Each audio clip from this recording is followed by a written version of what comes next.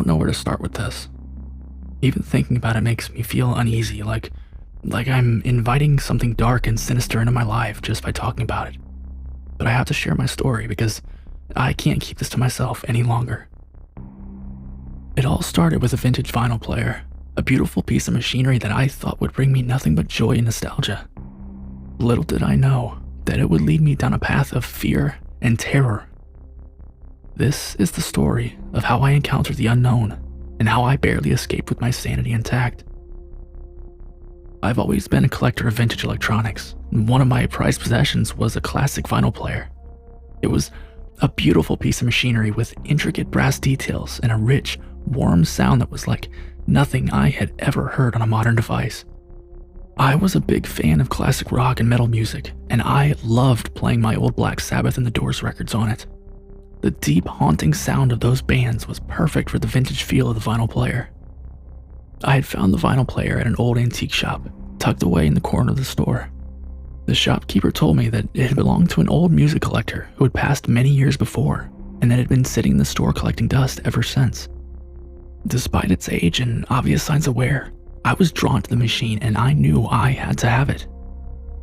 I brought the vinyl player home and set it up in my living room, eager to start listening to my records on it. At first, everything seemed perfect. The sound was crisp and clear, and I felt like I was transported back in time every time I played a record. But then one day, as I was playing a particularly creepy old record, I started to notice something strange. The music was becoming more and more distorted, and I could hear whispers and voices that seemed to be coming from the machine itself. At first, I thought it was just my imagination, but as the whispers grew louder and louder, I realized that this was no ordinary vinyl player. I tried to turn off the machine, but the power button would not respond.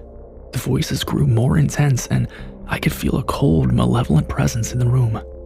I was paralyzed with fear, unable to move or even scream.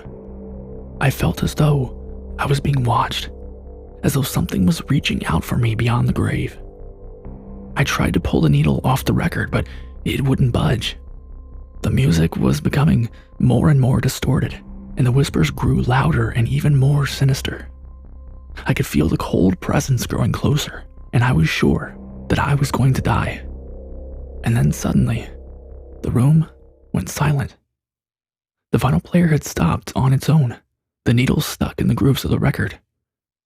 I didn't know what to do, but I was too scared to stay in the room any longer. I gathered my courage and I fled the room, leaving the vinyl player behind. I locked the door of the room and I tried to forget about what just happened, but the memory of the whispers and the distorted music stayed with me, and I couldn't shake the feeling that I was being watched. Days passed and I started to hear whispers and the distorted music again, even when I was nowhere near the room where I had left the vinyl player. I was sure that I was going insane, and I didn't know what to do. That's when I remembered the shopkeeper who had sold me the vinyl player. I decided to pay him a visit to see if he could shed any light on what was happening to me.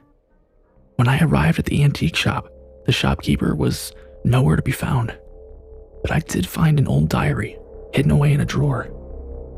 As I read through the pages, I learned that the previous owner of the vinyl player had been a music collector who had dabbled in the dark arts.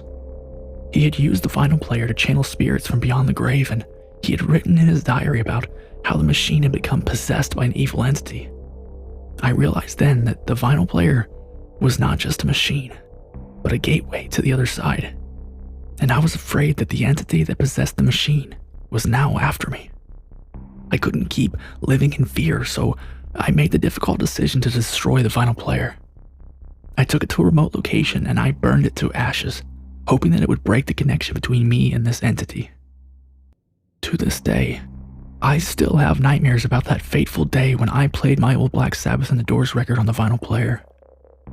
I can still hear the whispers and the distorted music in my head, and I'm always looking over my shoulder, afraid that the entity will come after me again.